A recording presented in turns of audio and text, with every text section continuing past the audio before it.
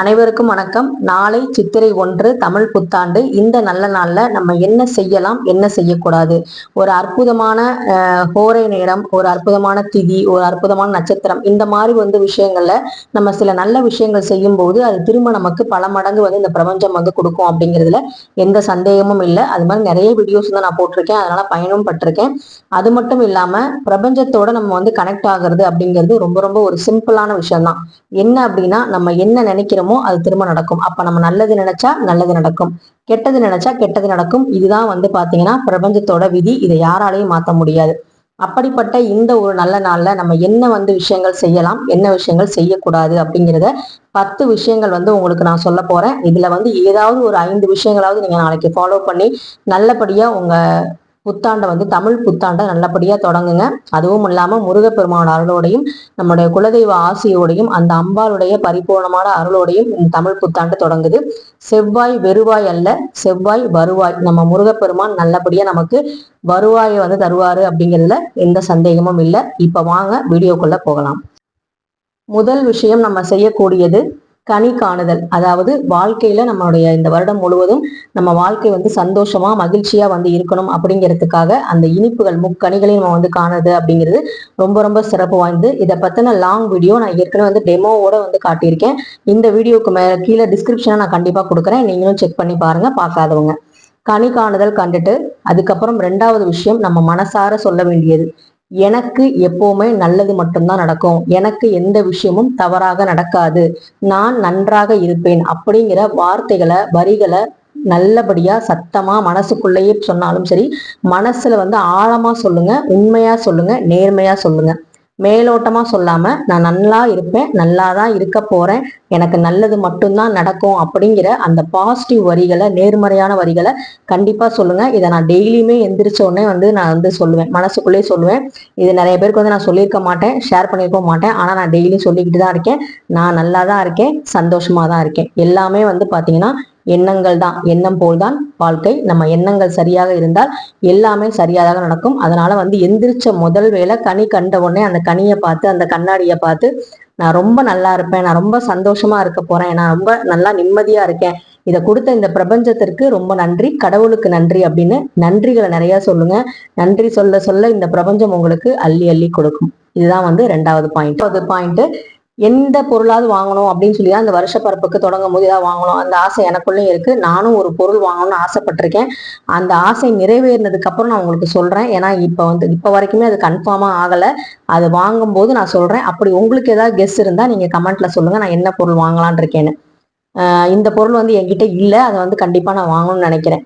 ரொம்ப ரொம்ப ஒரு மங்களகரமான பொருள். அந்த மாதிரி நீங்களும் ஏதாவது ஒரு பொருள் வாங்கணும்னு நினைச்சீங்கன்னா, வீட்டுக்கு உபயோகமான ஒரு பொருள், அது பாத்தீங்கன்னா ஒரு பூஜைக்கு தேவையான மணி வாங்கலாம். இல்ல உங்களுக்கு பூஜையில ஒரு விளக்கு இல்லை அப்படின்னா அந்த விளக்கு வாங்கணும்னு நினைக்கிறீங்கன்னா அதை கூட வாங்கலாம்.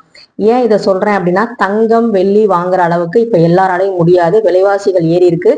எல்லாருமே தங்கம் தான் வாங்கணும்னு சொல்லுவாங்க அப்படின்னு நினைக்காதீங்க. தங்கம் மட்டும்தான் பாத்தீங்கன்னா வாழ்க்கை அப்படிங்கிறது கிடையாது. அது ஒரு இன்வெஸ்ட்மெண்ட், அது ஒரு முதலீடு. அது பண்றவங்க கண்டிப்பா அதை பண்ணது நல்லதுதான். ஆனா அதை வாங்க முடியாதவங்க, இன்னைக்கு ஒரு பொருள் வாங்கணும்னு நினைக்கிறேன் அப்படின்னா, உங்ககிட்ட கண்ணாடி வளையல் வாங்க தான் காசு இருக்கு அப்படின்னா அந்த கண்ணாடி வளையல் கூட நீங்க வாங்கலாம். அதே மாதிரி வீட்டுக்கு உபயோகமான பொருட்கள், ஏதாவது ஒரு பாத்திரம் இல்லை, அது ரொம்ப நெளிஞ்சு போயிருக்கு, இதை மாத்திரம் நல்லா இருக்கும் அப்படின்னு சொல்லி நீங்க வாங்கலாம். மளிகை சாமான் கூட தீர்ந்து போனா கூட நீங்க வாங்கலாம், வருஷ பரப்பதுமா. ஸோ அதனால உங்களால என்ன வாங்க முடியுமோ அதை வாங்க. ஒரு தோரம்பருப்பு வாங்கலாம், செவ்வாய்க்கிழமை தோரம்பருப்பு வாங்கலாம். அதே மாதிரி நம்ம அஞ்சரை பெட்டியில ஏதாவது ஒரு பொருள் குறைவா இருக்கு அப்படின்னா அந்த பொருளை வாங்கி அதை நிரப்பலாம். உப்பு வாங்கலாம். இந்த மாதிரி விஷயங்கள் வாங்கி நீங்க நல்லபடியா சந்தோஷமா இந்த வருஷம் இதை நான் வாங்கியிருக்கேன், அடுத்த வருஷம் இதை விட பெரிய பொருளை நான் வாங்கணும் அப்படின்னு சொல்லி நீங்க பிரபஞ்சத்துக்கிட்ட சொல்லுங்க. அந்த ஆசை கண்டிப்பா நிறைவேறும். 4வது மங்கள பொருட்கள் அப்படின்னு சொல்லக்கூடிய மஞ்சள், குங்குமம், கண்ணாடி வளையல், அதுக்கப்புறம் மாங்கல்ய சரடு, இந்த மாதிரி நீங்க மங்களகரமான பொருட்கள் வாங்கி வீட்டுல வைக்கலாம். குங்குமம் பாத்தீங்கன்னா நல்ல மெரூன் கலர் குங்குமம் வாங்கி நல்லபடியா நீங்க பூஜையில வச்சு இந்த குங்குமச்சிமில நிறைவா வச்சு பாருங்க. அதுவே பாத்தீங்கன்னா உங்களுக்கு அவ்வளவு பொக்கிஷமா இருக்கும். அதே மாதிரி மஞ்சள் பாத்தீங்கன்னா வாங்கி வச்சு பாருங்க. மஞ்சள் தங்கத்துக்கு நிகரானது. அதனாலதான் நம்ம மாங்கல்ய கயிறு, அந்த மாங்கல்யம் கோக்குற கயிறு பாத்தீங்கன்னா மஞ்சள் கயிறுல நம்ம கோக்குறோம். அப்படிப்பட்ட ஒரு அற்புதமான மாங்கல்ய சரடு, மஞ்சள் கயிறு, இல்ல மஞ்சள், குங்குமம், கண்ணாடி வளையல், இந்த மாதிரி விஷயங்கள், ஒரு ஜாக்கெட் பிட், இது மாதிரி வச்சு நீங்க வந்து உங்க பூஜை அறையில கூட வச்சு நீங்க வந்து நல்லபடியா வந்து வாங்கி வைக்கலாம். ஒண்ணுமே தவறு கிடையாது. இல்ல பூசு மஞ்சள் வந்து நீங்க போடுவீங்க, அது தீந்து போச்சு அப்படின்னா அந்த மஞ்சள் கூட வாங்கி நீங்க வந்து யூஸ் பண்ணலாம், வீட்டுல வைக்கலாம். ரொம்ப வந்து நல்லது. கஸ்தூரி மஞ்சள் வந்து வாங்கலாம். இந்த மாதிரி மங்கள பொருட்கள் வாங்குறதும் வந்து பாத்தீங்கன்னா ரொம்ப சிறப்பானது. நான் ஏற்கனவே சொன்ன மாதிரி மகாலட்சுமிக்கு உரிய அந்த உப்பு, துவரம்பருப்பு, இந்த மாதிரி விஷயங்களும் நீங்க வாங்கி வைக்கலாம். எது உங்களால முடியுமோ அதை வாங்கி சந்தோஷமா வந்து வீட்டுல வந்து வைங்க.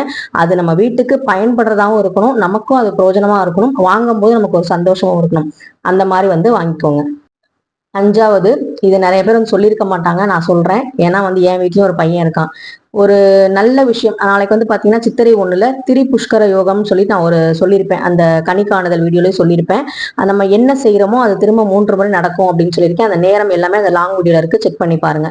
இந்த புத்தகம் வாங்கி படிக்கிறது, குழந்தைங்களுக்கு வந்து இப்ப சம்மர் லீவ் வந்துருச்சு, அதனால வந்து பாத்தீங்கன்னா ஒரு நிறைய ஆக்டிவிட்டி புக் எல்லாம் வைக்குது. அதை கூட நீங்க வாங்கி இந்த புத்தகத்துல ஆக்டிவிட்டி வந்து செய்யி, இதை வந்து பண்ணிப்பாரு, இந்த மேக்ஸை வந்து சால்வ் பண்ணிப்பாரு அப்படின்னு சொல்லி நிறைய ஆக்டிவிட்டி புக் விற்கிது. அந்த மாதிரி நீங்க புத்தகங்கள், திருவிழாக்கெல்லாம் போறீங்க அப்படின்னா விளையாட்டு ஜாமானுக்கு பதிலாக இந்த மாதிரி வந்து புத்தகங்களை வந்து வாங்கி கொடுங்க. அதுவே வந்து பாத்தீங்கன்னா ரொம்ப ரொம்ப நல்லது. கல்வி வந்து பாத்தீங்கன்னா அழியாத செல்வம். அந்த செல்வத்தை வந்து நீங்க பண்றதுக்கும் இதை வந்து பயன்படுத்தலாம். இல்ல ஒரு டியூஷன் வந்து நீங்க அட்மிஷன் போடணும், 10th வந்து போறாங்க இல்ல 12th வந்து போறாங்க, அவங்க டியூஷன்ல வந்து அட்மிஷன் போடணும் அப்படின்னா அதுக்காக ஒரு முன்னோட்டமா நீங்க வந்து பாத்தீங்கன்னா அந்த அட்மிஷன் வந்து போட வைக்கலாம். நிறைய பேர் இதுல லீவா கூட இருக்கும், நீங்க வந்து அட்மிஷன் போடுற மாதிரி வந்து பிளான் பண்ணிக்கலாம். இல்ல வந்து அதுக்காக ஒரு நோட்ஸ் வாங்கி கொடுக்கலாம், புக்ஸ் வாங்கி கொடுக்கலாம். இந்த மாதிரி விஷயங்கள் பண்ணும்போது குழந்தைங்களோட கல்வியும் வந்து பாத்தீங்கன்னா வருஷத்துல முதல் நாள் நீங்க நல்ல விஷயங்கள் செய்யறீங்க அப்படின்னு உங்களுக்கும் சந்தோஷமா இருக்கும். அதை வாங்குற பிள்ளைகளுக்கும் இதுதான் வந்து நமக்கு நிரந்தர செல்வம் அப்படிங்கிறத மனசுல வந்து பதிய வைங்க. இதுவே வந்து ரொம்ப ரொம்ப சிறந்த ஒரு செல்வமா நான் வந்து சொல்லுவேன் எப்பவுமே. ஆறாவது, நமக்கு ரொம்ப பிடிச்ச வழிபாடு, முருக வழிபாடு செய்யலாம். ஃபர்ஸ்ட் குலதெய்வ விளக்கு ஏத்துங்க, நிலைவாசல்ல வந்து தீபம் ஏத்துங்க, விநாயக பெருமான வழிபாடு செய்யுங்க. அதுக்கப்புறம் நம்ம முருக வழிபாடு செய்யறது, வெற்றிலை தீபம் போடுறது, வேலுக்கு வந்து அபிஷேகம் பண்றது, இந்த மாதிரி நல்ல நல்ல விஷயங்கள் எல்லாமே வந்து செய்யலாம். அம்பாள் வழிபாடும் செய்யறதுக்கு உகந்த நாள், அதனால அம்பாலும் வந்து குளிர்விக்கிறதுக்காக நீங்க நிறைய விஷயங்கள் வந்து பண்ணலாம். துர்க்கை வழிபாடு வந்து செய்யலாம். கணவன் மனைவிக்குள்ள சண்டை வரக்கூடாது, பிரச்சனை வரக்கூடாது, தீர்க்க சுமங்கலியா இருக்கணும் அப்படின்னா குங்கும அர்ச்சனை கூட நீங்க வந்து பண்ணலாம் வீட்லயே. நல்ல நேரம் பார்த்து நீங்க வந்து பண்ணுங்க, ரொம்பவே வந்து நல்லது. பூஜை ரொம்ப சுத்தபத்தமா வச்சுக்கோங்க. ரொம்ப வந்து சந்தோஷமா வந்து ஒரு விளக்கு ஏத்தினாலும் அதை வந்து மனசார வந்து ஏத்தி, நான் சொன்ன மாதிரி நம்ம நல்லாதான் இருப்போம், நம்ம குடும்பம் நல்லா இருக்கும்னு சொல்லி மனசார வேண்டுங்க. எல்லாமே நல்லபடியா நடக்கும். முருக வழிபாடு, அம்பாள் வழிபாடு, அதே மாதிரி வேல் அபிஷேகம் பண்றவங்க பண்ணலாம், வெற்றிலை தீபம் போடுறவங்க போடலாம். எல்லாமே வந்து நல்லபடியா நடக்கும். இந்த ஒரு இனிப்பை கண்டிப்பா செய்யுங்க. நெய்வேத்தியமா வந்து சர்க்கரை பொங்கல் அப்படிங்கிறது செய்வாங்க. நாளைக்கு எல்லாருக்குமே விடுமுறை அப்படிங்கறனால ஸ்வீட் வந்து செஞ்சு, உங்களுக்கு வந்து கேசரி தான் பிடிக்கும், எனக்கு வந்து பொங்கல் பிடிக்காது எங்க வீட்டுல இருக்கவங்களுக்கு அப்படின்னா, உங்க வீட்டுல என்ன பிடிக்குமோ, இல்ல பாயாசம் பிடிக்கும், பால் பாயாசம் அப்படின்னா அதை கூட நீங்க வச்சு எல்லாரும் வந்து சேர்ந்து வந்து உட்காந்து சாப்பிடலாம். ஸ்வீட் வந்து பாத்தீங்கன்னா அந்த மாங்காய் தொக்கு வெல்லம் போட்டு செய்யறது, இனிப்பு புளிப்பு கசப்பு அந்த வேப்பம்பூலாம் போட்டு செய்யறது ரொம்ப ரொம்ப விசேஷமானது. அதை வந்து எப்படி செய்யணும் அப்படிங்கறதையும் நான் லாங் வீடியோல கொடுத்துருக்கேன், கனி காணுதல் வீடியோல டிஸ்கிரிப்ஷன்ல கொடுக்குறேன் பாருங்க. அந்த மாதிரி செஞ்சு ஒரு வேளையாவது வீட்டுல இருக்கவங்க எல்லாரும் ஒன்னா உட்காந்து சாப்பிடுங்க. இந்த ஒன்னா உட்காந்து சாப்பிடுற பழக்கம் இப்ப நிறைய பேர் வந்து இல்லாம போச்சு. அதனால வந்து எல்லாரும் உங்க வீட்டுல 3 பேர் இருக்கீங்க, 4 பேர் இருக்கீங்க, 4 பேரும் வந்து நல்லா வட்டமா உட்காந்து ஒருத்தருக்கு ஒருத்தர் பரிமாறி அன்போட சாப்பிடுங்க. இந்த வருஷம் ஃபுல்லா நம்ம வீட்டுல சந்தோஷம் மட்டும்தான் இருக்கும் அப்படிங்கிறத மனசார நினைச்சு பரிமாறி சாப்பிடுங்க. சண்டை சச்சரவுகள் இல்லாம நல்லபடியா சந்தோஷமா இருக்கலாம்.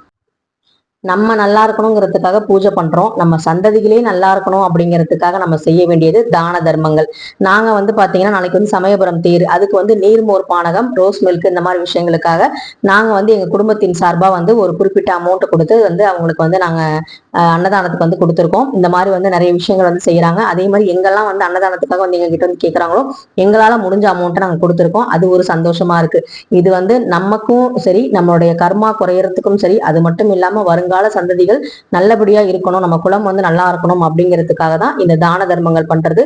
உங்களால முடிஞ்சா ஒருத்தருக்காவது நீங்க ஒரு வாட்டர் பாட்டிலாவது வாங்கி கொடுங்க. ரொம்ப வெயிலா இருக்கு, ரொம்ப போயிட்டு இருக்காங்க, முடியாதவங்க இருக்காங்க, பாக்குறீங்க, பஸ்லயே டிராவல் பண்றீங்க அப்படின்னா ஒரு பாட்டில் வந்து வாங்கி கொடுங்க. இல்ல வெள்ளரிக்காய் வாங்கி கொடுங்க, இல்ல ஏதாவது ஜூஸ் வாங்கி கொடுக்க முடிஞ்சா ஜூஸ் வாங்கி கொடுங்க. இல்ல ரொம்ப வந்து ஒருத்தங்க செருப்பு போடாம போறாங்க அப்படின்னா செருப்பு வாங்கி கொடுங்க. அது ரொம்ப ரொம்ப புண்ணியமானது. இந்த மாதிரி விஷயங்கள்லாம் பண்ணும்போது நமக்குமே வந்து பாத்தீங்கன்னா நம்மளை பத்தின ஒரு மதிப்பு மரியாதை நம்ம மேலே நமக்கு வரும். இது வந்து நிறைய பேர் செய்யறது இல்ல, செஞ்சு பாருங்க, சந்தோஷப்படுவீங்க. நாளைக்கு அதே மாதிரி நல்ல ஒரு நாள் அப்படின்னு சொல்றதை விட திரிபுஷ்கர யோகமும் வரனால நம்ம தொழில் முதலீடு செய்யறதுக்கு ஏதாவது ஒரு வழி, ஒரு பிள்ளையார் சொல்லி மாதிரி ஒன்று போடலாம், இந்த தொழில் வந்து தொடங்கலாம், அதுக்கு ஒரு விசிட்டிங் கார்டாவது அடிக்கலாம் அப்படிங்கிற மாதிரி நினைக்கிறவங்க கண்டிப்பா வந்து செய்யலாம். அதே மாதிரி உண்டியல்ல வந்து காசு சேமிக்கிறவங்க, சேமிக்காம இருக்கிறவங்க இதுல வந்து சேமிக்க ஆரம்பிங்க. ஒரு சகோதரி கூட சொல்லியிருந்தாங்க, என்னுடைய மேஜிக் பாக்ஸை பத்தி நான் சொல்லியிருந்தேன், சேவிங்ஸ் பாக்ஸை பத்தி நான் வந்து புத்தாண்டு அன்னைக்கு செய்யலாம்னு இருக்கேன்னு சொன்னாங்க. ரொம்ப ரொம்ப சந்தோஷம், செஞ்சு பாருங்க. அதே மாதிரி உண்டியல்ல பணம் சேர்க்கறது இந்த மாதிரி விஷயங்கள் செய்யலாம். இல்ல நகை என்னால வாங்க முடியாது அப்படின்னா ஒரு 500 ரூபாய்க்காவது போய் நகை சீட்டாவது போட முடிஞ்சா போடுங்க, உங்களால முடிஞ்சா அதை பண்ணுங்க. மற்றபடி நீங்க எந்த உண்டியல்ல வாங்கினா கூட நீங்க அதுல வந்து காசு போட்டு நீங்க வந்து சேர்த்து பாருங்க. இந்த வருஷம் ஃபுல்லா நமக்கு பணமழை வந்து பொழியணும் அப்படிங்கிறது, தடை இல்லாம வரணுங்கிறத வேண்டிக்கோங்க. இது ரொம்ப ரொம்ப முக்கியம் நமக்கு. 10வது விஷயம், எப்பவுமே ஆங்கில புத்தாண்டு அப்படின்னா ஒரு டைரி வந்து வாங்கி நம்ம வந்து ரெசல்யூஷன் இதெல்லாம் எழுதுவோம், இந்த வருஷம் இதெல்லாம் பண்ணணும் அப்படின்னு. அதெல்லாம் நீங்க பண்றீங்களோ இல்லையோ, இந்த தமிழ் புத்தாண்டுல கண்டிப்பா வந்து நீங்க இந்த வருஷம் நான் வந்து ஏதாவது ஒண்ணு பண்ணணும், அட்லீஸ்ட் 1 கிராம் வாங்கணும், அட்லீஸ்ட் ஒரு வெள்ளி விளக்காவது வாங்கணும், நான் வந்து வேலைக்கு போய் ஒரு 500 ரூபாயாவது சம்பாரிச்சு இந்த வீட்டுக்கு வந்து கொடுக்கணும், அந்த மாதிரி உங்களுக்கு என்னென்ன ஆசைகள் இருக்கோ அதை வந்து நோட்ல வந்து எழுதி இந்த பிரபஞ்சத்துக்கிட்ட சொல்லுங்க. இந்த மாதிரி எனக்கு ஒரு ஆசை இருக்கு, அது கண்டிப்பா நிறைவேறணும் அப்படின்னு சொல்லி அழுத்தம் திருத்தமாக சொல்லுங்க. ஏன்னா வார்த்தைக்கு வலிமை உண்டு, வார்த்தை நம்மள வாழ வைக்கும். சோ இந்த 10 விஷயங்கள் வந்து உங்களுக்கு எது பிடிச்சிருக்கு அப்படின்னு மறக்காம கமெண்ட்ல சொல்லுங்க. இப்ப செய்யக்கூடாத விஷயங்கள் என்னங்கிறத பார்க்கலாம் வாங்க. ஃபர்ஸ்ட் வந்து பாத்தீங்கன்னா, நம்ம சில விஷயங்கள் செய்யணும்னு நினைப்போம், ஆனா செய்ய முடியாது. அதனால நமக்கு வரக்கூடிய விஷயங்கள் என்னன்னா கோபம். இந்த கோபம் அப்படிங்கிறது மத்தவங்க செஞ்ச தப்புக்காக நமக்கு நாமே கொடுத்துக்கிற தண்டனை அப்படிங்கிறத மட்டும் மனசுல வச்சுக்கோங்க. இந்த தண்டனை வந்து நமக்கு தான் வந்து கிடைக்குமே தவிர நம்மளை கோவப்படுத்தினவங்களுக்கு கிடைக்காது. அதனால யார் உங்களை கோவப்படுத்தினாலும் நாளைக்கு ஒரு நாள் சிரிச்சுக்கிட்டே வந்து, இதான் நமக்கு டார்கெட்டே, சிரிச்சுக்கிட்டே வந்து நம்ம அதை கடந்து போறோமா அப்படிங்கிறத பார்ப்போம். இது எனக்குமே நான் கொடுத்துருக்க சேலஞ்சு. ஏன்னா எனக்கும் வந்து பாத்தீங்கன்னா நானும் கொஞ்சம் கோவப்படுவேன். அதனால வந்து இதை வந்து நம்ம ட்ரை பண்ணி பார்க்கலாம் இந்த வருஷத்துல இருந்து அப்படின்னு சொல்றேன். நீங்களும் ட்ரை பண்ணி பாருங்க. கோபம் வேண்டாம். வீட்டுல தானே இருக்கோம், நமக்கு எதுக்கு அலங்காரம், நம்ம என்ன வெளியவா போறோம் அப்படின்னு சொல்லிட்டு நினைக்காம உங்களை நீங்க செல்ஃப் கான்பிடண்டோட உணரணும். அப்படின்னா ஆள் பாதி ஆடை பாதின்னு நம்ம முன்னோர்கள் சொல்லி வச்சிருக்காங்க. நம்மள ஒருத்தவங்க ஜட்ஜ் பண்றதே வந்து பாத்தீங்கன்னா நம்ம போட்டிருக்க ட்ரெஸ்ஸை வச்சுதான். அது இன்ன வரைக்கும் அப்படிதான் இருக்கு, அதுவும் குறிப்பா பெண்களுக்கு. அதனால வந்து ஆள் பாதி ஆடை பாதினா நைட்டியை போட்டு ஃபுல்லா வந்து அந்த நாளை ஓட்டாதீங்க. காலையில எந்திரிச்சு குளிச்சு உங்களுக்கு பிடிச்ச சுடிதார் இருந்தா கூட போடுங்க. இல்ல வந்து நல்ல சாரி வந்து என்கிட்ட இருக்கு, இல்ல புதுசே இருக்குன்னா அதை வந்து கட்டுங்க. நல்ல கண்ணாடி வளையல் போடுங்க, தலை நிறைய பூ வைங்க. நல்ல சந்தோஷமா உங்களை கண்ணாடியில பார்த்து ஒரு நிமிஷம் ரசிச்சு இந்த மாதிரி ஒரு பிறப்பு கொடுத்த கடவுளுக்கு நன்றி சொல்லிட்டு நீங்க வந்து உங்க வேலையை பாருங்க. அது பூனம் சரியா இருந்தாலும் சரி, இல்ல பட்டு சரியா இருந்தாலும் சரி, இல்ல காட்டன் சுடிதாரா இருந்தாலும் சரி. ஆனா நைட்டியை மட்டும் நாளைக்கு ஒரு நாள் போடாம கொஞ்சம் உங்களை செல்ஃப் கேர் வந்து பண்ணிக்கோங்க. உங்களை நீங்களே சந்தோஷப்படுத்துங்க. தானம் பண்றது வேற, கடன் கொடுக்கறது வேற. அதனால வந்து யாருக்கும் கடன் கொடுக்காதீங்க. ஏன்னா அந்த நாள்ல வந்து அவங்க கடன் வாங்குறது அவங்களுக்குமே வந்து நல்லது கிடையாது. அதனால கடன் வந்து கேட்கும் போது இல்ல இன்னைக்கு என்கிட்ட பணம் இல்ல, நாளைக்கு வந்தா தரேன் அப்படிங்கிற மாதிரி அவங்க மனசு நோகாம நீங்க வந்து கொடுங்க. அது வந்து ரொம்ப சந்தோஷமா இருக்கும். இதே வந்து ஒரு ஆஸ்பத்திரிக்கு எமர்ஜென்சிக்கு கேட்கறாங்க அப்படின்னா அந்த விஷயத்த நீங்க வந்து பில் பே பண்றீங்க அப்படின்னா அது தான தர்மத்துல தான் சேரும். அதனால அது வேற. உங்கள்ட்ட வந்து ஒருத்தவங்க கடனா வந்து ஏதாவது கேட்கறாங்க, அவங்கள பத்தி உங்களுக்கு தெரியும்ல எதுக்காக கேட்பாங்கன்னு. இவங்கள்ட்ட நம்ம கொடுத்தாலும் திரும்ப அவங்க கடன் தான் வாங்க போறாங்க, இது அவங்களுக்கு சௌகரியமா பண்ண மாட்டாங்க எதுவும் அப்படின்னு நினைச்சீங்கன்னா இந்த கடனை வந்து கொடுக்காதீங்க. அடுத்தது என்ன செய்யக்கூடாதுன்னா கடன் வாங்கக்கூடாது. எப்படி கடன் கொடுக்கறது வந்து நல்ல நாளும் கிழமையில தவறோ அதே மாதிரி கடன் வாங்குவதும் தவறு. அதனால கடனை வந்து வாங்காதீங்க. தயவு செய்து நாளைக்கு ஒரு நாள் அதை தள்ளி போடுங்க. அந்த வாங்குறத கூட அடுத்த நாள் கூட நீங்க வாங்குங்க, உங்களுக்கு தேவைன்னா நம்ம வாங்கிதான் ஆகணும். ஆனா வந்து பாத்தீங்கன்னா நாளும் கிழமையில போய் அந்த கடனை வந்து வாங்காதீங்க. அது கொடுக்குறவங்க உங்களுக்கும் வந்து பாத்தீங்கன்னா கொஞ்சம் தர்ம சங்கடமா ஆகும். அதனால வந்து கடன் வாங்குறத கொஞ்சம் வந்து நாளைக்கு தள்ளி போடுங்க. 5வது பாயிண்ட், சண்டை வேண்டாம் அப்படின்னு சொல்லியிருக்கேன். ஃபர்ஸ்டே சொல்லிட்டேன், கோபப்படாதீங்க. கோபமே படலைன்னா எப்படி சண்டை வரும்? அதனால சண்டை வந்து போடாதீங்க. நான் யாருக்கெல்லாம் நாளைக்கு சந்திராஷ்டமம் அப்படிங்கிறத பார்த்துக்கோங்க. கடகராசிக்குன்னு நினைக்கிறேன். அதுக்கப்புறம் தான் ஈவினிங் போல சிம்ம ராசிக்கு ஆரம்பிக்குது. ஒரு 2.5 நாள் வந்து இந்த சந்திராஷ்டமம் அப்படிங்கிறது அந்த ராசி நட்சத்திரத்துக்கு ஏற்ற மாதிரி வரும். அதனால வந்து கொஞ்சம் அந்த ஆர்குமெண்ட்ஸ் இதெல்லாம் இல்லாம சண்டை போடாம கொஞ்சம் கடந்து போங்க. கொஞ்சம் அமைதியா இருங்க. தெய்வத்தோட அந்த மந்திரங்களை வந்து உச்சரிச்சுட்டு கொஞ்சம் வந்து அந்த சந்தோஷமா மைண்டை வந்து வச்சுக்கோங்க. ஏன்னா நம்ம வாழ்க்கையில முதல்ல தமிழ் புத்தாண்டு அப்படின்னாலே ரொம்ப ரொம்ப ஸ்பெஷலானது. அந்த நாள்ல நம்ம கனியெல்லாம் பார்த்துட்டு வந்து திரும்ப வந்து நம்ம காரசாரமா பேசுறதுல எந்த ஒரு அர்த்தமும் இல்லை. அதனால கோவப்படுறது எப்படி தவறானதோ அதே மாதிரி சண்டை சச்சரவுகள் வீண் விவாதங்களை தவிர்த்துருங்க. அசைவம் கண்டிப்பா வந்து நாளைக்கு வேணாம். அது வந்து நம்ம அதாவது இந்து மதத்துல கடைபிடிக்கிறவங்கள சொல்றேன். நீங்க வழிபாடுலாம் செய்றீங்க அப்படின்னு சொல்லிட்டு சாயங்காலம் நாளைக்கு லீவு தானே ஒரு ஈவினிங் போல போய் நான்வெஜ் சாப்பிடலாம் அப்படின்னு நினைக்காதீங்க. நாளைக்கு ஃபுல்லாவே பியூர் வெஜிடேரியனா வந்து இருங்க. அது ரொம்ப ரொம்ப நல்லது. பொறாமை வேண்டாம். யாரை பார்த்தும் வந்து பொறாமப்படாதீங்க. ஏன்னா அது நமக்கு நாமே நம்ம சொல்லிக்கிற ஒரு தாழ்வு மனப்பான்மை, நம்மளை நாமளே ஒரு அசிங்கப்படுத்திக்கிற விஷயம். நம்ம கிட்ட எல்லாமே இருக்கு, நான் நல்லா தான் இருக்கேன், நான் சந்தோஷமா தான் இருக்கேன், என்கிட்ட இருக்கு என்ன இல்லை அப்படிங்கிற மாதிரி கெத்தா இருக்கிறது தான் வந்து பாத்தீங்கன்னா நல்ல விஷயம். அதான் வந்து பாத்தீங்கன்னா இயற்கையும் விரும்புது. அதே வந்து நம்ம கிட்ட இது இல்லையே, இவங்க கிட்ட இது இருக்கே அப்படின்னு சொல்லி பார்த்து பொறாமப்படுறது அப்படிங்கிறது நம்மளை நாமளே குறைச்சு மதிப்பிடுற ஒரு விஷயம் பொறாமை அப்படிங்கிறது.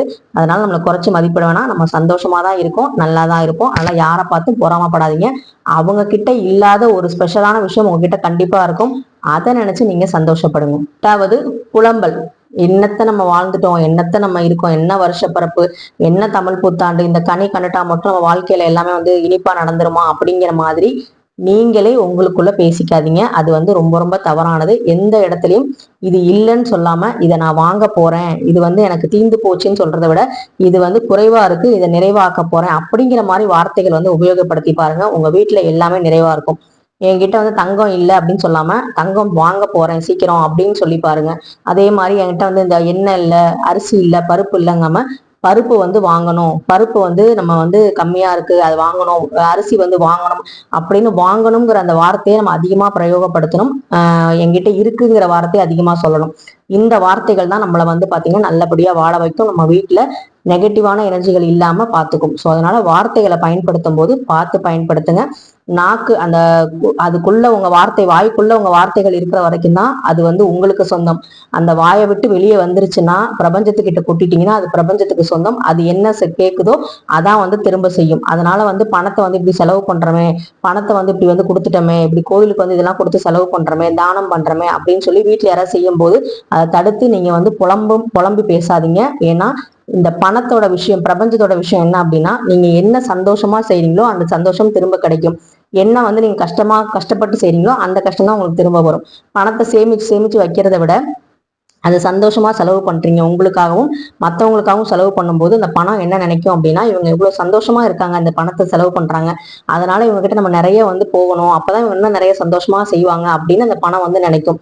இதுதான் வந்து பிரபஞ்சத்தோட ஆற்றல். அதனால பிரபஞ்சத்துக்கிட்ட நம்ம வந்து நம்ம நடத்துறதும் சரி, நம்ம வந்து பேசுறதும் சரி கரெக்டா வந்து செய்யணும். அப்பதான் நமக்கு நல்லபடியா எல்லாமே நடக்கும். எதிர்மறை வார்த்தைகள், நெகட்டிவான வார்த்தைகள், நான் இப்ப சொன்ன மாதிரி புலம்புறது, பொறாமப்படுறது, என்னத்த நல்லா இருக்கேனா அப்படின்னு கேட்டா என்னத்த இருக்கேன், ஏதோ இருக்கேன், உங்களுக்கு என்ன வாழ்றீங்க அப்படிங்கிற மாதிரி வார்த்தைகள்லாம் பேசாம நல்லா இருக்கேங்க, ரொம்ப நல்லா இருக்கேன், கடவுள் என்ன நல்லா வச்சிருக்காரு அப்படிங்கிற மாதிரி நீங்க சொல்லி பாருங்க. உங்களுக்கு இன்னமும் வந்து வாழ்க்கையில நிறைய நல்ல விஷயங்கள் நடக்கும். அதனால நெகட்டிவான விஷயங்களை வந்து அந்த வார்த்தைகளை வந்து பேசாதீங்க தயவு செய்து. நாளைக்காவது பேசாம இருங்க. இறுதியான பாயிண்ட், நெகட்டிவான பீப்புள்னு உங்களுக்கு தெரியும்ல, இவங்கெல்லாம் வந்து எப்போ புலம்பிக்கிட்டு இருப்பாங்க. சில பேர் வந்து பாத்தீங்கன்னா ஒருத்தவங்க வீட்டுல போய் வேணும்னே உட்காந்து அழுதுகிட்டே இருப்பாங்க, வேணும்னே வந்து புலம்பிக்கிட்டே இருப்பாங்க. மருமகளை குறை சொல்றது, மாமியாரை குறை சொல்றது, நாத்தனாரை குறை சொல்றது, இந்த மாதிரி விஷயங்கள் வந்து வேணும்னே போய் செஞ்சுட்டு இருப்பாங்க. இப்ப வந்து போன் வேற நல்ல வசதியா இருக்கா, போன் போட்டு புலம்பிக்கிட்டு இருப்பாங்க. அவங்க வந்து ஒரு பூஜை பண்ணணும்னு நினைப்பாங்க, ஆனா பண்ணவே விட மாட்டாங்க. அவங்க போனை போட்டு இவங்க புலம்பல் எல்லாத்தையும் அவங்க சொல்லிக்கிட்டே இருப்பாங்க. ஸோ அந்த மாதிரி ஒரு பீப்புளை நாளையில இருந்து இந்த வருஷத்துல இருந்து நம்ம அவாய்ட் பண்ணணும். எனக்கு வேலை இருக்குங்க, என் வீட்டுல 1008 வேலை இருக்கு அப்படின்னு சொல்லி நீங்க மூஞ்சில் அடிச்ச மாதிரி சொன்னாலும் பரவாயில்ல, இல்ல நாசுக்கா எப்படி நீங்க சொன்னாலும் சரி, ஆனா அந்த மாதிரி நெகட்டிவான பீப்புள்கிட்ட ரொம்ப வந்து பேசாதீங்க. ஏன்னா அவங்க உங்க சந்தோஷத்தையும் சேர்த்து கெடுப்பாங்க. அந்த மாதிரி விஷயங்களை அவாய்ட் பண்ணுங்க. ஸோ இந்த 10 விஷயங்கள் செய்யக்கூடியதும் 10 விஷயங்கள் செய்யக்கூடாதும் நாளைக்கு நீங்க எதை ஃபாலோ பண்ண போறீங்க, உங்களுக்கு எந்த பாயிண்ட்ஸ் வந்து பிடிச்சிருந்துச்சு, நீங்க எதை வந்து அவாய்ட் பண்ணணும்னு நினைக்கிறீங்க அப்படிங்கிறத கமெண்ட்ல மறக்காம சொல்லுங்க. அனைவருக்கும் இனிய தமிழ் புத்தாண்டு நல்வாழ்த்துக்கள். நன்றி, வணக்கம்.